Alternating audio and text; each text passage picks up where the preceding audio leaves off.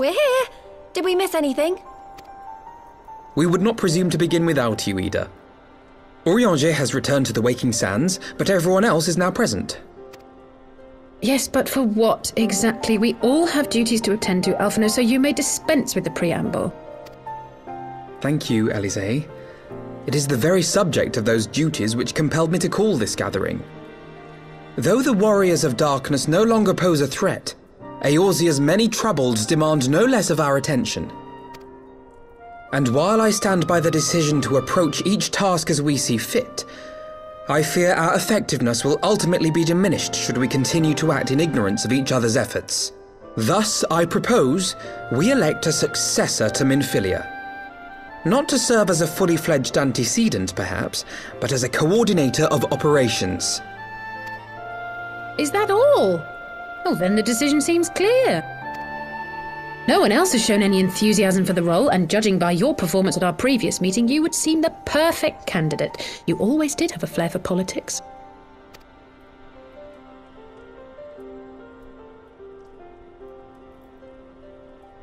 I did not mean to...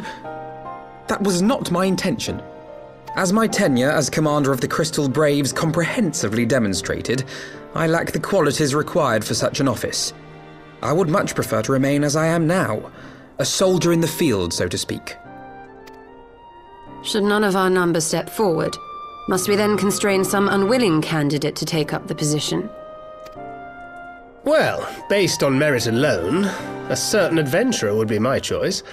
Though I concede he might struggle to balance his new responsibilities with, let me see, slaying primals, thwarting legatuses, and feeding the orphan poor. Thancred makes a good point. Any who would wear such a mantle would be bound by its obligations. Have we not become sufficiently familiar with each other's methods to act without an overseer? At present, I see no cause to so willingly limit one of our number. Oh my goodness! Help! I need some help here!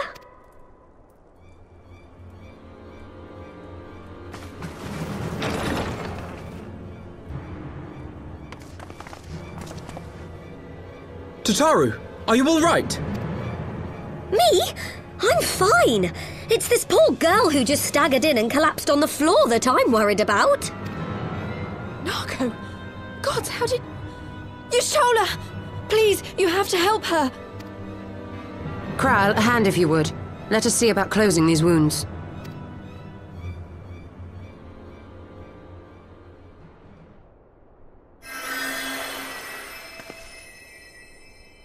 Now, we've staunched the bleeding, but it may be a while before you can move about again. Though having seen your wounds, I'm surprised you are still moving at all. Thank you. My message. It was too important to delay. I took the shortest route I could, though I knew it was more heavily patrolled. As you can see, my efforts at evasion were not entirely successful. Honestly, you're too brave for your own good. What was so urgent that you needed to fight half the Empire to get here? You could have been killed. I'm sorry, Ida. I had good reason. But I imagine your friends are wondering who this bloody mess of a Mikote is. My name is Minago, and I belong to the Alamegan Resistance. I came to warn Ida and Papalimo about one of our leaders. A man who calls himself the Griffin. He's always been dangerous, but he's planning something new. Something reckless. The Griffin, you say? I've heard the name. Rumour has it your man is eager to test his claws. Aye, and on no easy target. He means to assault Belsar's wall from the Alamegan side. But what does the Griffin possibly hope to gain from such an attack?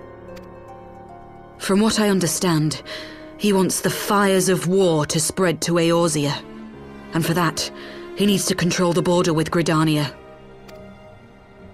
So, he means to spark a conflict between the Alliance and the Imperial forces stationed in Alamigo, to have Eorzea's armies aid in the liberation effort, whether they will it or no. His plan is flawed. Even should the Resistance succeed in occupying the wall, they would not be able to hold it. Imperial reinforcements would drive them out within a week. Be that as it may, if there is even a chance that this scheme could bring about an escalation in hostilities between Eorzea and the Empire, the Alliance must be informed. Agreed. I should depart for Lim-Salaminsa forthwith and seek an audience with the Admiral. Thancred, Uldar is yours. Alphino and Alize, make haste to the Twelveswood and notify the Elder Seedseer of the danger to Gridania. She will duly call a council of the Alliance leaders, whom you must be ready to receive. You will be our voice in Ishgard. Explain the situation to Sir Emmerich and encourage him to send an envoy. To Taru, Kryl, I leave the care of our injured messenger to you. See that she remains quiescent and her wounds closed. I believe that covers everything. Let us be about our tasks.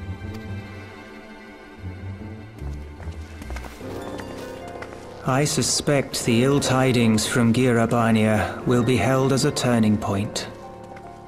The beginning to a bloody end. The business of war was ever conducted with the coin of self-sacrifice.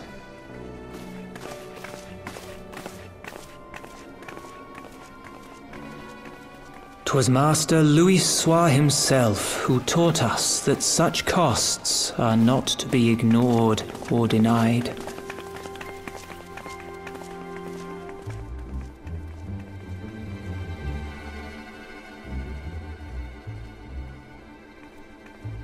And so, I shall embrace them. When the time comes, I will make my choice, as you will yours.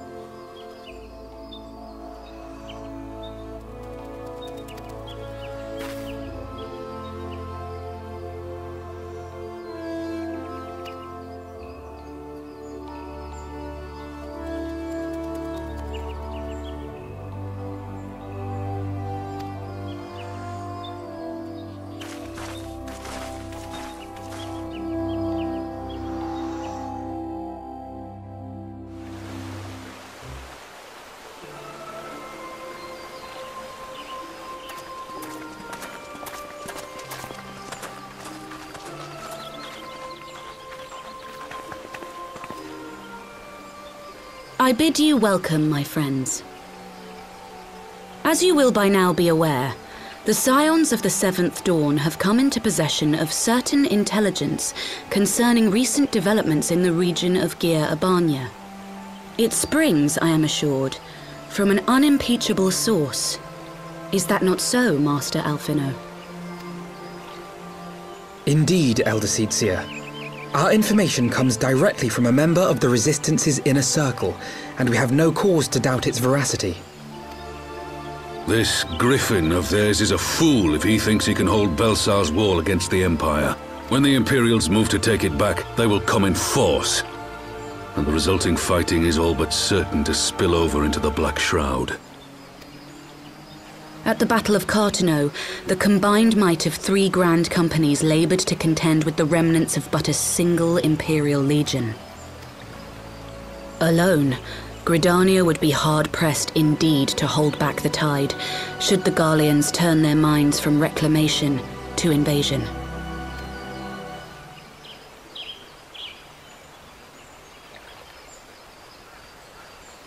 May I once more convey my nation's deepest regrets for our inaction in the days prior to the calamity. 'Tis a stain upon our ledger that I would fain remove.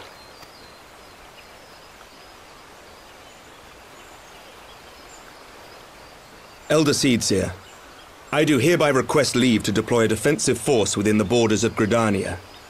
Ishgard's return to the Alliance shall be honored by more than mere ink upon parchment. The Doman people too would join any effort that weakens our common foe. We are few, but our most seasoned shinobi are at your disposal. On behalf of my people, I offer you my humble thanks. Gridania welcomes your assistance. It is time we set our contingency plans in motion. Is the Alliance agreed?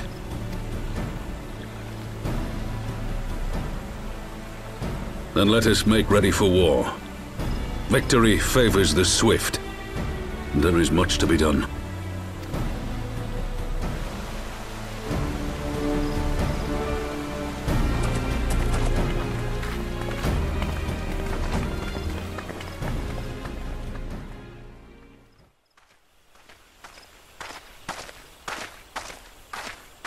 The Council knows that Alamigo will not soon be wrested from the Empire, and its decision to bolster the border's defences seems eminently practical. Why then, brother, do you scowl so? I agree that they have chosen the wisest course available. Indeed, the only reasonable one. Yet something feels awry. In making ready for war, is the Alliance not granting the Griffin the very thing he desired? Any attempt to hold the wall is doomed to failure, aye. But I wonder if we have misjudged the prize for which he plays.